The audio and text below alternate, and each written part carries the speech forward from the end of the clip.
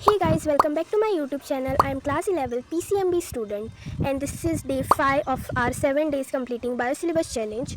So guys, if you have not watched my day 1, day 2, day 3, day 4 video at then please go and check them out.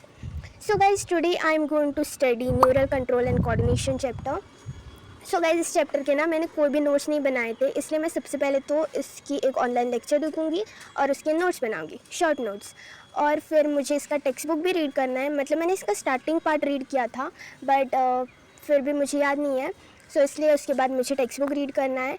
And if मुझे time मिला then I refer some flash cards and I will solve some MCQs on the same chapter. मतलब मैं last 4 days से same कर रही हूँ, same process repeat कर रही हूँ, like first online lecture, then textbook read करना एंड देन फिर फ्लैश कार्ड्स एंड लास्ट में MCQ टेस्ट। सो आज भी वो हो पाता है या नहीं, let's C.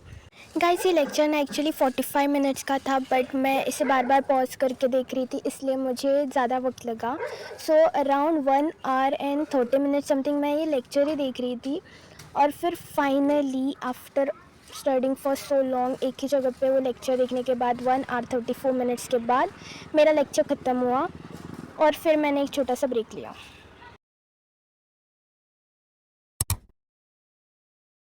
So guys after 15 minutes ना मैंने फिर से पढ़ना स्टार्ट किया और अब मैं टेक्स्ट बुक को रीड कर रही हूँ। लाइक मैंने लेक्चर देखा, सब समझ लिया, बट एक टेक्स्ट बुक रीड ना करो तो एक कुछ मिसिंग सा लगता है, इसलिए मैं इसे रीड कर रही हूँ सो दैट इफ़ कुछ लेक्चर में छूट गया तो मैं उसे टेक्स्ट बुक से कवर कर सकूँ।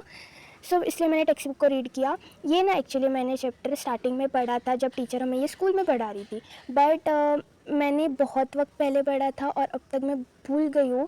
थोड़ा बहुत याद है बट ज़्यादातर भूल गई हूँ, बिकॉज बायो का क्या होता है कि आपको बार बार रिवाइज़ करना पड़ता है, नॉट एवरी डे बट एक 4-4 दिन में अगर आप उसे रिवाइज़ करो तो आपको थोड़ा बहुत याद रहता है।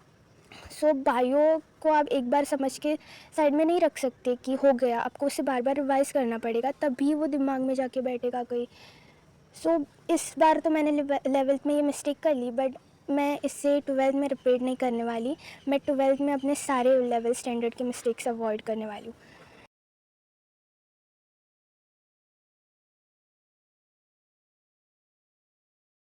एंड फिर मैंने फाइनली इस चैप्टर को ख़त्म कर लिया। लाइक मुझे इसे पढ़ने में 4 आवर्स 38 मिनट्स लगे और कंप्लीट हो गया। Like almost not more than 80% हो गया ये chapter. I'm still not perfect as usual, but still I'm happy with the progress in my last 5 days.